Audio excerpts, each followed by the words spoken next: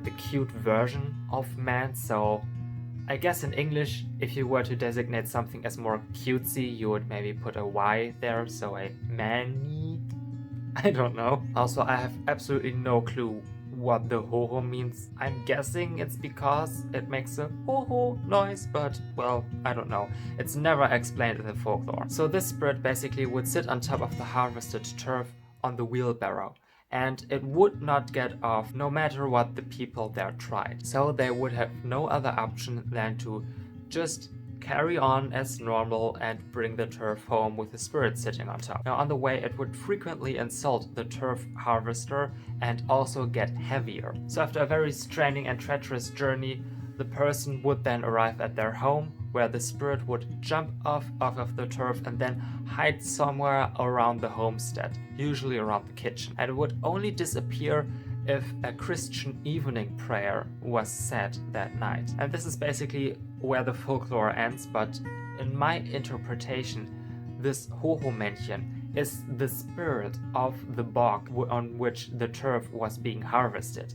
and it tried to kind of disrupt the harvesting process and to protect its natural habitat, basically. This is also where the spiritual ecosystem part comes back into play. Now let's talk quickly about the spirits of the dead. Usually the dead are believed to be sort of in their own separate realm. Of course, with Christianity coming in, that realm was oftentimes believed to be heaven, but in folk belief, heaven and the departed were more accessible to the living than the church would preach. Offerings were still made for the departed, especially on specific days like All Saints' Day, but also the summer solstice. However, the unrestful dead could often return as either incorporeal spirits, meaning that they would maybe just quite resemble what they looked like in life and then just go on a regular run-of-the-mill haunting, usually having to do with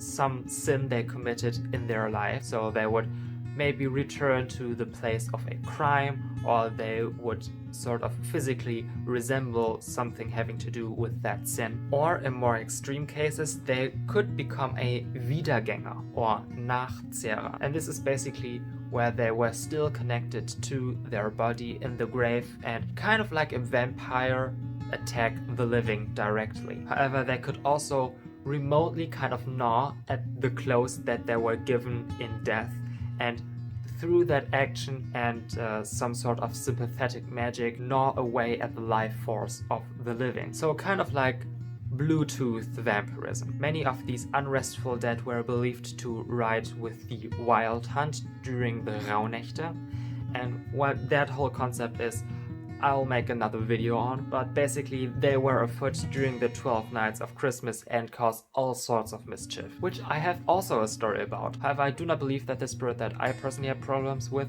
was a spirit of someone departed. I think it was just maybe a mischievous land spirit. So basically, the Rauhnächte are this period where you were especially wary of spiritual attacks, since they were all out and about and causing mayhem. So what you would traditionally do, at least in my region, you would have a so-called Würzbüschel, which is a bundle of specific herbs that you picked on a date in summer usually. This date in my region is the Thursday before the Assumption of Mary, which is the 15th of August, I think. And you were said to hang them up to dry and then burn them as kind of a protection method. I did not do that the last Rauhnächte, and as a result of that, I kind of got a spirit stuck in my home that even lingered here after the Rauhnächte were already finished, so it kind of attached itself to either a person in my family or our home itself. And it started off kind of benign. I was working on my desk and suddenly a pencil that was laying in the middle of said desk just flung itself across the room, which was pretty weird, but I did not give it that much attention because I thought, well, this is weird, yes, but things like that happen sometimes, and I did not just pay any mind to it. Not until my mother just one day randomly came up to me and was like, I had things move on their own that shouldn't be moving on their own, and I've been feeling kind of weird, and I was like, well, I kind of had those experiences as well. I ended up burning the herbs after the Rauhnächte and a semi-big ceremony to get rid of this spirit, which worked. I haven't had issues with that since, but this is just a thing to keep in mind. You could maybe also put this spirit into the miscellaneous category. Other things like that would maybe be Alben, and you could maybe make an argument for their assortment into the land spirit category, although they are often not directly connected to the land itself, at least in the folklore that I've read. They wander around the countryside and the outside, yes, but in my experience they aren't really tied to any specific thing. Although, again, this is a very big generalization and everyone makes kind of their own experience, and maybe I'll change my mind on this one day. So Alben were generally considered to be kind of malevolent. They could cause lumbago, Hexenschuss, but also especially nightmares, and they would do this by sitting on the chest of the person dreaming and then kind of exuding their negative influences onto them. So this was just a broad introduction into the topic, and there's so much more to talk about. And I'll maybe make a part 2 to this video where I go a bit more regionally specific, or I maybe write a blog post about this somewhere, someday. But until then, thank you for coming, thank you for being here. As I said, other content and other socials, just follow the link in the description. And yeah, see you next time. 𝔖𝔭𝔬𝔢𝔨𝔬𝔢